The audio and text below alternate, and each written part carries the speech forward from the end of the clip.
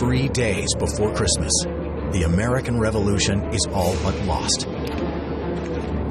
George Washington is at the end of his rope.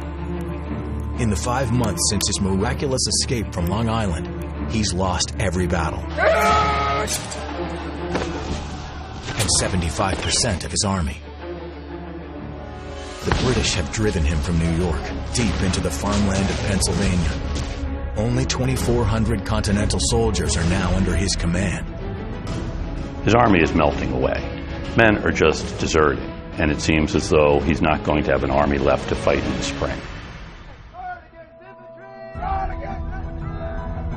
As patriotic as those who joined the Continental Army were, not many of them were inclined to stay indefinitely with a lost cause. So with 1-year enlistments coming up at the end of the year, Washington was literally within days of having his army disappear. He knows he needs a decisive victory now to rescue the revolution. But the idea seems close to hopeless. General, he's a Tory spy. We found him by the river. No spy. I was just looking for a stray calf. Leave us. I will question him. Mr. Honeyman. A pleasure again, sir. An obscure cattleman and butcher named John Honeyman is about to give Washington what he needs to finally get the jump on the British.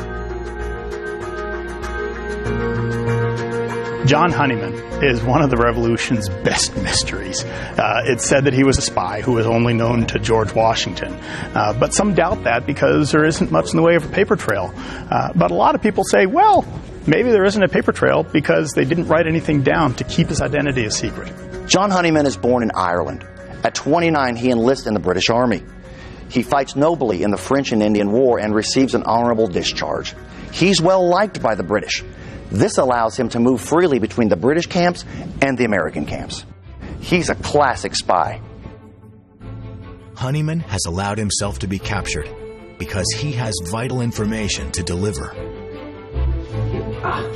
Trenton. The Hessians. Yes, sir.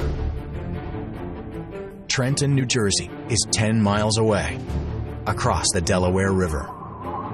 1,400 German mercenaries are stationed there.